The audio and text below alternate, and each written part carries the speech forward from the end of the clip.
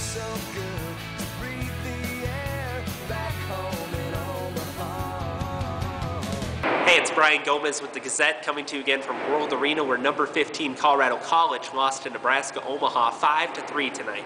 Very disappointing effort for the Tigers, considering the fact that they led 3-1 in the second period and simply were unable to sustain the momentum down the stretch. The implications for CC: they remained in fourth place in the WCHA, 7 points out of first place now, with now a 3-point cushion on home ice for the first round of the WCHA playoffs. They only dropped 1 place in the pairwise rankings, at 19th place now with 4 games remaining.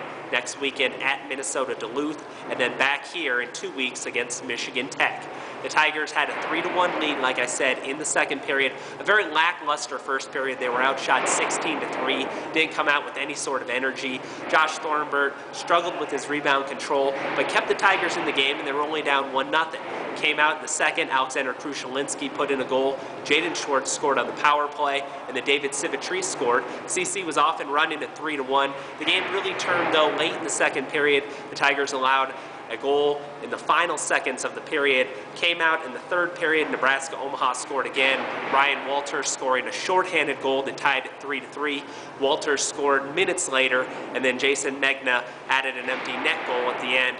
Thorimbert really just was not himself. He didn't get that much support from the defense, but on offense, CC was very sloppy with the puck. They just really never found any sort of semblance of their offense. They were 1 for 5 on the power play. They were good on the penalty kill, killed all 4 of Nebraska-Omaha's penalties, but everything that they had going for them Friday night in a 4-3 win just really wasn't here tonight.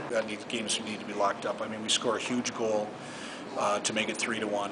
And then, you know what, I mean, we put a pretty good line out there that was basically to defend, and even though they're talented offensively, they had a great scoring chance, and that's just the break. I mean, we had a chance to go 4-1 with 20 seconds to go. We missed the net, and they turn around and come back, and we get a penalty out of it and an odd man rush, and they score, and then you know, we still had a chance in the third period. We did a pretty good job of killing the power play and got on the power play ourselves, but give up a shorty. So I mean, we have poor game management and a shorthander, and that's the story. I mean, that being said, we still had 14 minutes to get the equalizer, but Massa was good, and you know, we didn't bang home any rebounds. So very, very disappointing, and you know, it's a tough loss for us at this juncture, third week of February, and you know, I think we could have really helped ourselves in a lot of ways in terms of home ice and position. We killed the power play, their penalties, or their power plays well. We defended pretty well. I mean, you know, they're a good offensive team. So I mean, it was you know, we turned the puck over a lot early. The first period was awful. With this team, when you turn the puck over, they can really take advantage of it with Omaha, and they did that. In the third period, we were moving okay, but I think we were really disheartened by the shorthander, and it was tough. They seemed to get some bounce and momentum off of that, and they're a good team. I mean, it was a good series against a good team, but one that we definitely should have come away with a win or at least a tie tonight.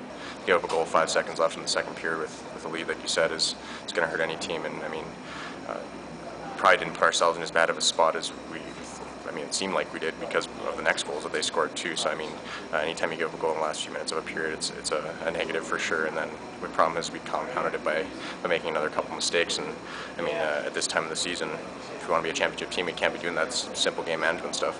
We have the pieces at times, and we see those glimpses, but they're not always, like you said, consistent. And it's like, keep saying it, it's such a cliche, but at this time of the year, you need that consistency, and that's the reason why we got beat tonight. Pairwise is kind of the least of our worries right now. We're out on the fringe on the pairwise and all the ranking and stuff. It's not really any point to worry about that at this point. We need to put together a streak of games here to build some momentum into the playoffs, and we need to kind of build habits that are going to help us win in the postseason.